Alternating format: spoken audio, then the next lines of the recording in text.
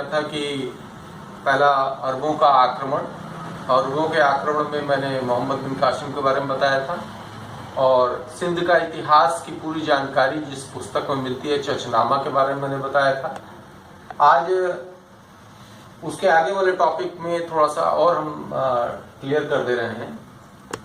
दिल्ली सल्तनत हम लोग स्टार्ट कर रहे हैं आज, और दिल्ली सल्तनत में पहला वंश जो कल मैंने डिफाइन भी किया था, कल हम वहां तक पहुंच भी गए थे अपने लेक्चर में, कि दिल्ली सल्तनत में जो वंश बना वो कौन सा सबसे पहला वंश बना, वो था गुलाम वंश। गुलाम वंश या मामलूक वंश, गुलाम वंश या मामलूक वंश। जब मोइजुद्दीन मोहम्मद गोरी मरा तो हमने कहा भी था कि भारत में कुतुबुद्दीन ऐबक जो उस समय लाहौर में था, उसने एक नए वंश की स्थापना यहाँ पे स्टार्ट किया, शासन गुलाम वंश के नाम से, और गद्दी पे कभी भी नहीं बैठा, सिपाहसालार बन के बैठा। और कुतुबुद्दीन ऐबक का जो समय रहा वो कब से कब तक रहा, 1206 से लेके 1210 तक। 1206 से 1210 ईस्वी तक का शासनकाल जो है वो कुतुबुद्दीन ऐबक का है। कुतुबुद्दीन ऐबक के बाद मैंने छोटा सा यहाँ दे भी दिया, कुतुबुद्दीन ऐबक के बाद उसका पुत्र बहुत छोटे समय के लिए आराम शाह शासन करना चाहता था, लेकिन आराम शाह को पराजित कर दिया इल्तुतमिश ने। कुतुबुद्दीन ऐबक का दामाद इल्तुतमिश, 1210 से 1236 तक शासन रहा इल्तुतमिश का। और इल्तुतमिश जब मरा तो उसकी पत्नी शाह तुर्कान नहीं चाहती थी कि रजिया को गद्दी मिले, उसने रुकनुद्दीन को गद्दी देनी चाहिए, रुकनुद्दीन को गद्दी देनी चाहिए। लेकिन दिल्ली की जनता ने रुकनुद्दीन का विरोध किया और रजिया सुल्तान के पक्ष में अपना मत दिया, यानी दिल्ली सल्तनत की पहली महिला शासक, महिला शासिका रजिया सुल्तान 1236 से 1240। एल्फिस्टन महोदय कहते भी हैं कि अगर रजिया स्त्री नहीं होती तो दिल्ली सल्तनत की सबसे सशक्त महिला शासिका होती। रजिया के बाद बहुत छोटे छोटे समय के लिए शासक बने और बिगड़े, जिसमें बहराम शाह ने एक पद भी बनाया था अपने समय, नाइब-ए-मामलिकात, एक नया पद पैरेलल टू पीएम, प्रधानमंत्री के समतुल्य एक पद नाइब-ए-मामलिकात की स्थापना बहराम शाह के समय की गई थी। बहराम शाह के बाद छोटे समय के लिए जब उसकी गद्दी छीनी तो मसूद शाह शासक बना। मसूद शाह के बाद शासक बना नसरुद्दीन महमूद।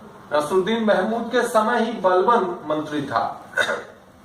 कहा जाता है कि काफी लंबे समय तक मंत्री का पद रखा और इसके बाद जो है शासक बना। 40 साल मंत्री और 40 साल शासक का पद संभाला किसने, बलबन ने। और बलबन का जो शासन काल जो जाता है वो जाता है 1246 से लेके 1286 तक ईस्वी तक, यहाँ तक का शासन काल है। और दिल्ली सल्तनत का अंतिम शासक यानी कि बलबन के मरने के बाद दिल्ली सल्तनत की बागडोर उसके पौत्र के हाथ में गई। पौत्र का नाम है कैकुवाद, और कैकुवाद की हत्या खिलजियों ने की।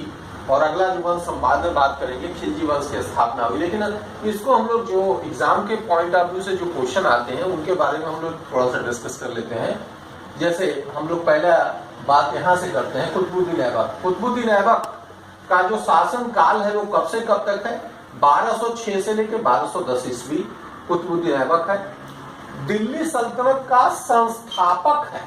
ये क्वेश्चन आता है कि दिल्ली सल्तनत का संस्थापक कौन था, तो दिल्ली सल्तनत का संस्थापक था कुतुबुद्दीन ऐबक, जिसने अपनी राजधानी कहां बनाई, अपनी राजधानी बनाई लाहौर में। कुतुबुद्दीन ऐबक मैंने भी कहा कि सिपाहसालार बना, कभी भी गद्दी पे नहीं बैठा, गुलाम मानता था अपने आप को, इसलिए कभी गद्दी पे नहीं बैठा, लाहौर को अपनी राजधानी बनाई।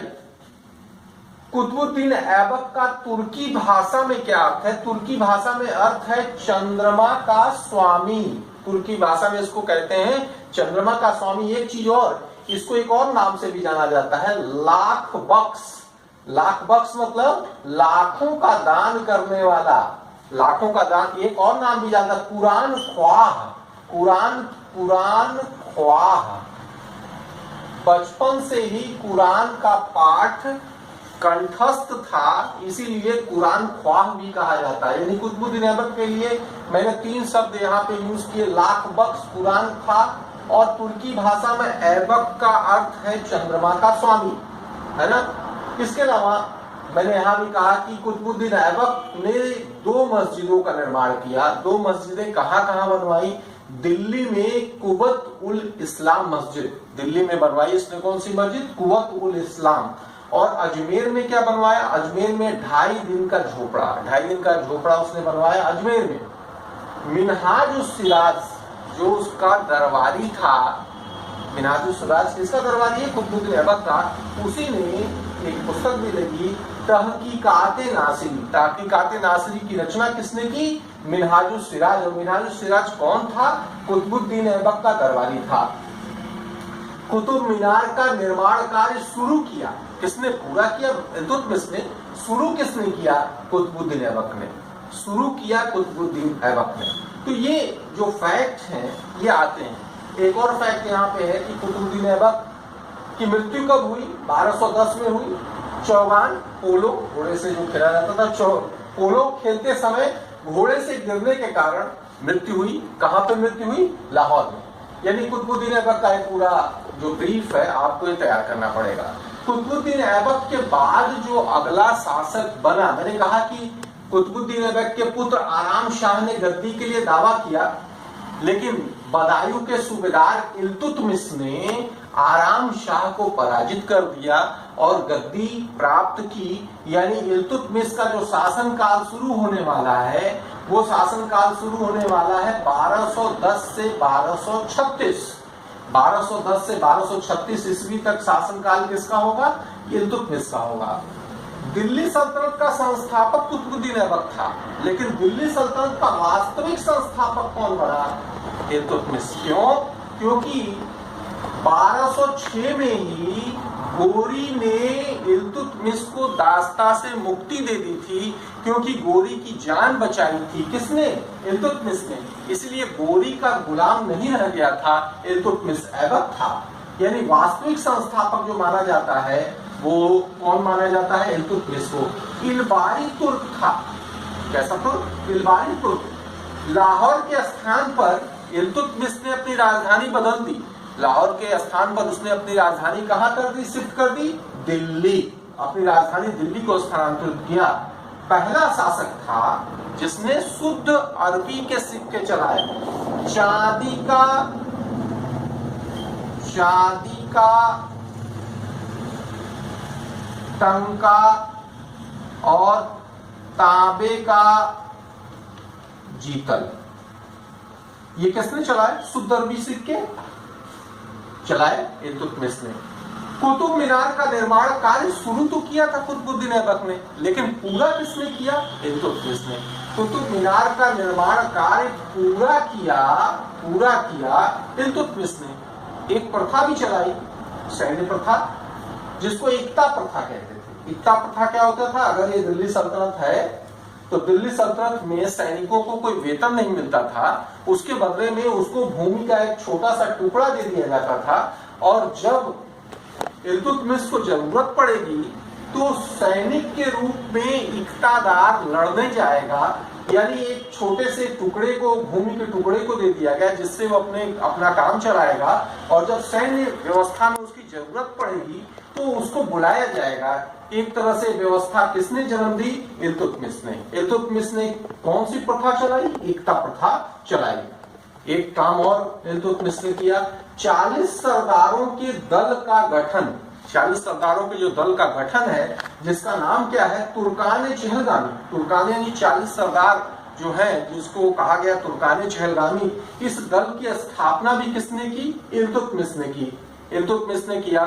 सुल्तानगढ़ी में इल्तुतमिश का मकबरा, यानी इल्तुतमिश के मरने के बाद शासिका बनी रजिया, जबकि इल्तुतमिश ने ग्वालियर विजय के बाद ही रजिया के नाम के सिक्के ढलवा दिए थे। यानी अगली शासिका रजिया होगी, ये क्लियर हो गया था। लेकिन दिल्ली की जनता, जो कि अपना समर्थन भी दिया रजिया के पक्ष में, जबकि इल्तुतमिश की पत्नी शाह तुर्कान ये नहीं चाहती थी कि रजिया को गद्दी मिले, इसीलिए उसने फेवर किया था किसका, अपने पुत्र, उसके पुत्र का क्या नाम था, रुकनुद्दीन, रुकनुद्दीन का फेवर किया था किसने, शाह तुर्कान ने। ठीक, तो ये दो टॉपिक हम लोगों ने क्लियर किया। पहला हम लोगों ने क्या क्लियर किया, कुतुबुद्दीन ऐबक, कुतुबुद्दीन ऐबक के बाद हम लोगों ने क्या क्लियर किया, इल्तुतमिश। कल के टॉपिक में हम लोग दिल्ली सल्तनत में पहला वंश जो गुलाम वंश है, इस गुलाम वंश को मामलुक वंश, मामलुक वंश का मतलब है स्वतंत्र माता पिता की संतान, या ये दो टॉपिक और आपका बचा हुआ है, एक रजिया एक बलवन, इन दोनों को कल हम लोग क्लियर कर देंगे। ठीक, तो आज हम लोग बात किए कुतुबुद्दीन ऐबक, और आज हम लोगों ने बात किया इल्तुतमिश। ये टॉपिक, दो टॉपिक हम लोगों ने क्लियर किया है, कल दो टॉपिक और क्लियर कर देंगे। Thank you.